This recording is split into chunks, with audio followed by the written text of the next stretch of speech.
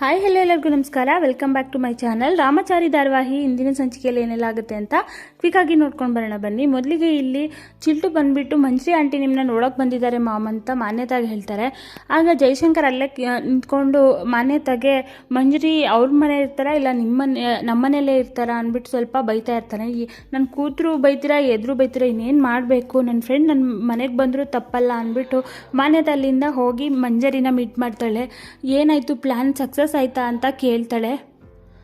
ಎಣ್ಣೆ ಚೆಲ್ಲಿದಾಗಿದೆ, ಇನ್ನು plan work ಆಗೋದ್ರಲ್ಲೇ ಇದೆ, ನನ್ನ ಮಗಳು ನನ್ನ ಮನೆಗೆ ಬರೋ ಟೈಮ್ ಬಂದೇ ಬಿಟ್ಟಿದೆ ಅಂದ್ಬಿಟ್ಟು ಖುಷಿಯಿಂದ ಬಾ ಹೊರಗಡೆ ಹೋಗಿ ಮಾತಾಡೋಣ ಅಂದ್ಬಿಟ್ಟು ಅಲ್ಲಿಂದ ಮಾನ್ಯತೆ ಹೋಗ್ತಾರೆ. ಈ ಕಡೆ ಫುಲ್ ನಾಟಕ ಮಾಡ್ತಾ ಇರ್ತಾಳೆ. ವೈಶಾಖ ಬಿದ್ದು ಓದಾಡಿ ನನ್ನ ಮಗು ಹೋಯಿತು, ನನ್ನ ಮಗುನ ಸಾಯಿಸ್ಬಿಟ್ಟೆ ಅಲ್ಲೇ ಅಂದ್ಬಿಟ್ಟು ಫುಲ್ಲು ಚಾರುಗೆ ಬೈತಾ ಇರ್ತಾಳೆ. ಮನೆಯವರು ಕೂಡ ಬೈತಾ ಇರ್ತಾರೆ.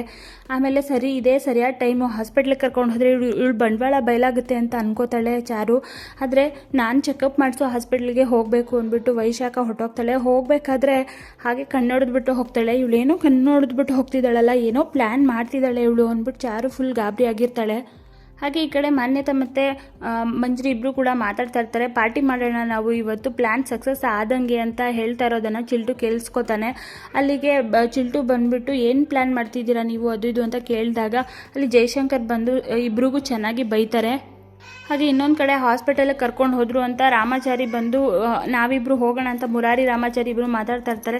ಯಾವ ಹಾಸ್ಪಿಟಲ್ ಏನು ಒಂದು ಗೊತ್ತಿಲ್ಲ ಅಂದಾಗ ಅಲ್ಲಿಗೆ ಕೋದಂಡ ಕೂಡ ಬರ್ತಾನೆ. ಅಡ್ಮಿಟ್ ಮಾಡ್ಕೊಂಡಿದ್ದಾರೆ, ಏನು ಎತ್ತ ಅಂತ ಹೇಳೋದಕ್ಕಾಗಲ್ಲ ಅಂತ ಹೇಳಿದಾಗ ಸಿಟ್ಟಿಂದ ಬಂದು ಕೋದಂಡ ಬೈತಾ ಇರ್ತಾನೆ ಚಾರುಗೆ. ಎಲ್ಲರೂ ಮನೆಯವ್ರು ಗಾಬರಿ ಆಗಿರ್ತಾರೆ ತುಂಬಾ. ಹಾಗೆ ಮತ್ತೆ ರಾಮಚಾರಿ ಹತ್ರ ಹೋಗಿ ಚಾರು ಹೇಳ್ತಾಳೆ. ರಾಮಚಾರಿ ಅದು ಅಕ್ಕ ಬಸ್ರಿ ಅಂತ ಹೇಳೋಕೆ ಹೋಗ್ತಾಳೆ, ಆದರೆ ಕೇಳೋದೇ ಇಲ್ಲ ರಾಮಚಾರಿ. ಹೌದು ಮೇಡಮ್, ಅದಕ್ಕೋಸ್ಕರನೇ ಏನಾದರೂ ಹೆಚ್ಚು ಕಡಿಮೆ ಆಗಿಬಿಟ್ರೆ ಆಲ್ರೆಡಿ ಈಗ ಒಂದು ಸಾವಿನ ನೋವಿನೇ ತಡ್ಕೊಳ್ಳೋಕ್ಕಾಗ್ತಿಲ್ಲ, ಅದರಲ್ಲಿ ಇನ್ನೂ ಏನಾದರೂ ಎಡವಟ್ಟಾಗ್ಬಿಟ್ರೆ ತುಂಬ ಕಷ್ಟ ಆಗುತ್ತೆ ಮೇಡಮ್. ನೀವು ಮಾಡೋ ಹುಡುಗಾಟಿಕೆಯಿಂದ ನೋಡಿ ಯಾವ ರೀತಿ ಎಲ್ಲ ಆಗ್ತಿದೆ, ಯಾಕೆ ಮೇಡಮ್ ನೀವು ಈ ಥರ ಮಾಡ್ತೀರಾ, ಸುಮ್ಮನೆ ಇರೋಕ್ಕಾಗಲ್ವಾ ಅಂತ ರಾಮಚಾರಿ ತುಂಬ ನಿಷ್ಠುರದಿಂದ ಮಾತಾಡ್ಬಿಡ್ತಾನೆ. ನಾನು ಏನು ಹೇಳಿದ್ರು ಕೇಳ್ತಾ ಇಲ್ವಲ್ಲ ಅಂತ ಚಾರು ತುಂಬಾ ಬೇಜಾರು ಮಾಡ್ಕೋತಾಳೆ. ಹಾಗೆ ಅದೇ ಟೈಮ್ಗೆ ಮತ್ತೆ ವಾಪಸ್ ಬರ್ತಾರೆ ಎಲ್ಲರೂ ಕೂಡ, ಅಂದರೆ ಹಾಸ್ಪಿಟಲಿಂದ ಅಳ್ತಾ ಫುಲ್ಲು ಡ್ರಾಮಾ ಮಾಡಿಕೊಂಡು ಬರ್ತಾಳೆ ವೈಶಾಖ. ಮನೆಯವರೆಲ್ಲ ಏನಾಯಿತು ಅಂದ್ರೂ ಹೇಳೋದಿಲ್ಲ. ಮನೆ ಒಳಗಡೆ ಬಂದು ಜೋರಾಗಿ ಚಾರುನ ಬೈಯಕ್ಕೆ ಸ್ಟಾರ್ಟ್ ಮಾಡ್ತಾಳೆ ವೈಶಾಖ. ಪಾಪಿ ನನ್ನ ಮಗುನ ತಿನ್ಕೊಂಡಲ್ಲ ನೀನು, ಹಾಗೆ ಹೇಗೆ ಅಂತ ಫುಲ್ಲು ಬೈಯಕ್ಕೆ ನಾಟಕ ಮಾಡೋಕ್ಕೆ ಸ್ಟಾರ್ಟ್ ಮಾಡಿಬಿಡ್ತಾಳೆ. ಹಾಗೆ ಕೋದಂಡನೂ ಕೂಡ ಅಷ್ಟೇ, ಅಜ್ಜಿನೂ ಕೂಡ ಅಷ್ಟೇ. ಮಗು ಹೊಟ್ಟೋಯ್ತು ಅಂದಾಗ ಎಲ್ರಿಗೂ ತುಂಬ ಬೇಜಾರಾಗ್ಬಿಡುತ್ತೆ. ಅಲ್ಲಿ ಚಾರುಗೆ ಮಾತಾಡೋಕ್ಕೆ ಅವಕಾಶನೇ ಇರೋದಿಲ್ಲ.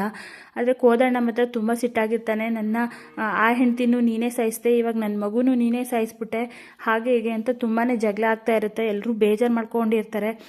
ಆದರೆ ಚಾರು ಮಾತ್ರ ತುಂಬಾ ಬೈಸ್ಕೋತಾ ಇರ್ತಾಳೆ, ಏನೂ ಮಾತಾಡೋದಕ್ಕೆ ಆಗೋದಿಲ್ಲ. ಸೊ ಅಲ್ಲಿಗೆ ಈ ಸಂಚಿಕೆ ಎಂಡ್ ಆಗುತ್ತೆ. ನೆಕ್ಸ್ಟ್ ಎಪಿಸೋಡಲ್ಲಿ ಏನೆಲ್ಲ ಆಗುತ್ತೆ ಅಂತ ನೆಕ್ಸ್ಟ್ ವಿಡಿಯೋದಲ್ಲಿ ತಿಳಿಸ್ಕೊಡ್ತೀನಿ. ವಿಡಿಯೋ ನೋಡೋದಕ್ಕಾಗಿ ಥ್ಯಾಂಕ್ ಯು ಸೊ ಮಚ್.